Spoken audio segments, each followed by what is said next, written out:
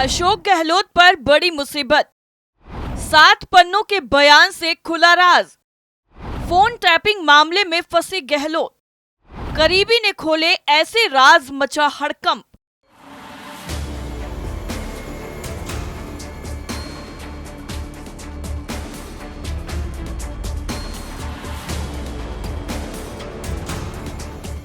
कांग्रेस की पूर्व सरकारों में जो भी कांड हुए हैं उसका राज अब एक एक करके खुल रहा है। ये हम नहीं कह रहे बल्कि खुद खबरें इसका सबूत है, क्योंकि पहले छत्तीसगढ़ के पूर्व सीएम भूपेश बघेल की सीजीआई को लिखी एक चिट्ठी से बवाल मच गया, तो अब वहीं राजस्थान के पूर्व सीएम अशोक गहलोत को लेकर ऐसा खुलासा हुआ है जिसने दिमाग को हिला कर रख दिया है। क्योंकि अशोक गहलोत के राज का पर्दाफाश करने वाला कोई और नहीं बल्कि उनका खासम खास ही है, जिसके बाद सियासत में जबरदस्त बवाल शुरू हो चुका है। तो चलिए बिना देरी किए आपको भी कहानी से रूबरू करवाते हैं। राजस्थान में पिछले कांग्रेस राज में हुई फोन टैपिंग के मामले में पूर्व मुख्यमंत्री अशोक गहलोत की मुश्किलें बढ़ने वाली है, क्योंकि लोकेश शर्मा फोन टैपिंग मामले में गहलोत के लिए लगातार सरदर्द साबित हो रहे हैं। अशोक गहलोत के ओएसडी रह चुके लोकेश शर्मा ने दिल्ली क्राइम ब्रांच से गहलोत से पूछताछ करने की मांग उठाई है। इस दौरान 25 सितंबर को लोकेश शर्मा से क्राइम ब्रांच की टीम ने करीब 6 घंटे तक पूछताछ की। बताया जा रहा है कि पूछताछ में उनके 7 पेजों के बयानों को रिकॉर्ड में लिया गया है। शर्मा ने कहा गहलोत से पूछताछ होनी चाहिए। दिल्ली क्राइम ब्रांच के ऑफिस में पहुंचे लोकेश शर्मा ने पूछताछ से पहले मीडिया से बातचीत के दौरान कहा कि वे फोन टैपिंग के मामले में क्राइम ब्रांच को सारे सबूत पेश करेंगे। इस दौरान उनके हाथ में एक बैग भी था। इधर 6 घंटे की पूछताछ के बाद लोकेश शर्मा ने बताया कि उन्होंने उनके पास जो भी सबूत थे उन्हें क्राइम ब्रांच को सौंप दिया है। इसके अलावा उन्होंने पूरे प्रकरण से अवगत भी कराया है। उनके 7 पेजों के बयान भी दर्ज किए गए। लोकेश शर्मा ने कहा कि दिल्ली क्राइम ब्रांच को अशोक गहलोत से पूछताछ करनी चाहिए। उन्होंने कानूनी रूप से या गैर कानूनी रूप से फोन टैप कैसे करवाए। क्या गहलोत ने दिए थे निर्देश? वहीं मीडिया से बातचीत के दौरान लोकेश शर्मा ने कहा कि फोन टैपिंग मामले में सारा कसूर मेरे माथे मढ़ दिया गया है, जबकि मेरा इस मामले में कोई सीधा संबंध नहीं है। मुझे तत्कालीन मुख्यमंत्री अशोक गहलोत ने ऑडियो क्लिप देकर खुद मीडिया में सर्कुलेट करने के लिए कहा था, जो मैंने उनके ओएसडी होने के नाते किया। इसलिए क्राइम ब्रांच को गहलोत से भी मामले में पूछताछ की जानी चाहिए। वहीं लोकेश शर्मा ने मीडिया में अपने बयान में दावा करते हुए कहा कि राजस्थान में गहलोत सरकार के दौरान सचिन पायलट के समर्थक विधायकों के फोन टैप किए गए। इस मामले में उन्होंने आरोप लगाया कि ये सब तत्कालीन मुख्यमंत्री अशोक गहलोत के निर्देश पर किए गए। इसमें सीएम के सेक्रेटरी सहित कई बड़े अधिकारी भी शामिल हैं, जो इस बात की जानकारी लेते थे कि किस विधायक ने कहां और किसके लिए क्या बात की है, और पायलट खेमे की एक और बात रिकॉर्ड होती थी। अब लोकेश शर्मा को किससे है जान का खतरा?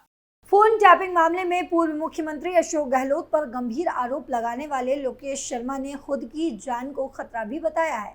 उन्होंने कहा कि मुझे और मेरे परिवार के किसी भी सदस्य को खतरा हो सकता है। अगर कुछ भी होता है तो इसकी जिम्मेदारी अशोक गहलोत की होगी।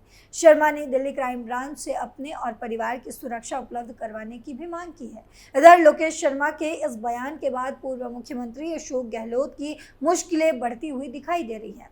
फिलहाल सभी को गहलोत के बयान का इंतजार है कि इस मामले में क्या कहते हैं वो।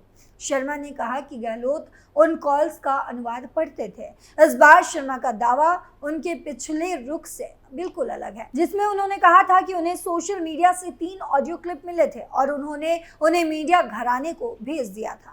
इस बार शर्मा से पूछताछ गहलोत के लिए चिंता का विषय हो सकती है, क्योंकि शर्मा ने सार्वजनिक रूप से आरोप लगाया है कि 2020 में राजस्थान में तत्कालीन कांग्रेस सरकार को गिराने को लेकर शेखावत और कांग्रेस के कुछ नेताओं के बीच कथित तौर पर टेलीफोन पर हुई बातचीत की एक रिकॉर्डिंग क्लिप खुद गहलोत ने उन्हें दी थी। उन्होंने कहा कि अपराध शाखा को अब बाकी विवरण जानने के लिए अशोक गहलोत को पूछताछ के लिए बुलाना चाहिए।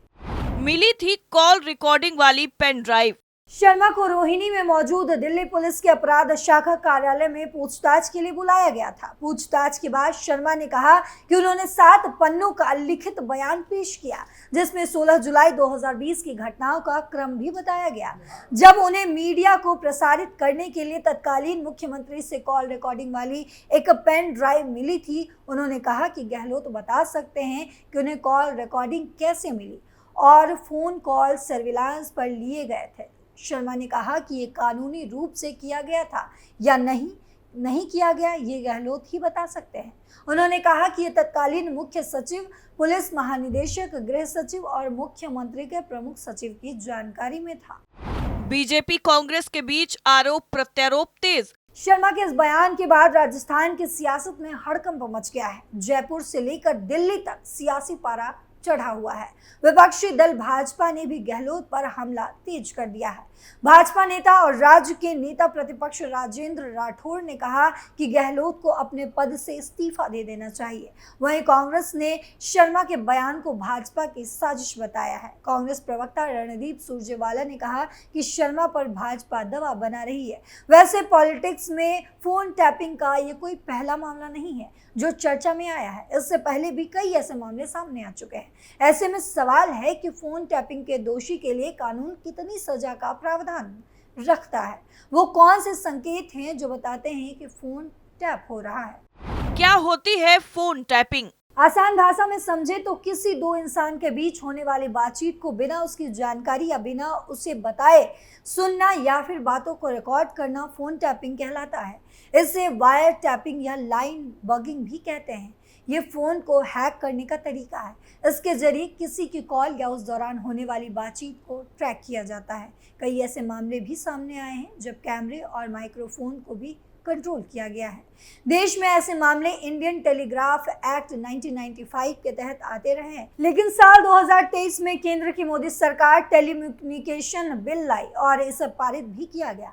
अब नया कानून कहता है कि फोन टैपिंग के मामलों में दोषी 3 साल तक जेल में रह सकता है या उसे 2 करोड़ रुपए का जुर्माना भी लगाया जा सकता है या फिर दोनों लागू किए जा सकते हैं। आपका फोन टैप तो नहीं किया जा रहा है, कुछ बातों का ध्यान रखकर इसे समझा जा सकता है। जैसे मैं आपको भी बता देती हूँ, किसी से बातचीत के दौरान अजीब सी आवाज़ आ रही हो या वो आवाज़ सामने वाले शख्स की तरफ से नहीं आ रही है तो फोन टैपिंग का संकेत हो सकता है। इसके अलावा अजीब तरह की बाधा आना भी इसका संकेत हो सकती है। इसके अलावा डेटा का तेजी से खत्म होना और बैटरी का तेजी से गिरता फोन हैकिंग का इशारा है। ऐसे मामले सामने आने पर अलर्ट हो जाना चाहिए। जरूरत पड़ने पर विशेषज्ञ की मदद भी ले सकते हैं।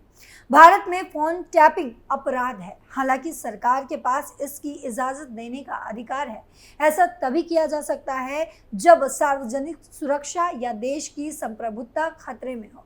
देश को सुरक्षित रखने के लिए ऐसा किया जा सकता है। अभी हाल ही में छत्तीसगढ़ के पूर्व सीएम भूपेश बघेल को लेकर भी जो खबर सामने आई थी वो कांग्रेस के लिए मुश्किलें बढ़ाने वाली थी और अब एक और पूर्व सीएम को लेकर ऐसा धमाकेदार खुलासा भी हुआ है जिसके बाद कांग्रेस पार्टी की टेंशन बढ़ गई है। लेकिन अब देखना ये होगा कि क्या इस मामले में पूर्व सीएम अशोक गहलोत को पूछताछ के लिए बुलाया जाता है या फिर नहीं, और आगे इस मामले में क्या कुछ कार्रवाई देखने को मिलेगी, ये देखना भी काफी दिलचस्प होगा। टर्निंग पॉइंट में फिलहाल के लिए इतना ही। बाकी खबरों के लिए देखते रहिए कैपिटल टीवी। नमस्कार।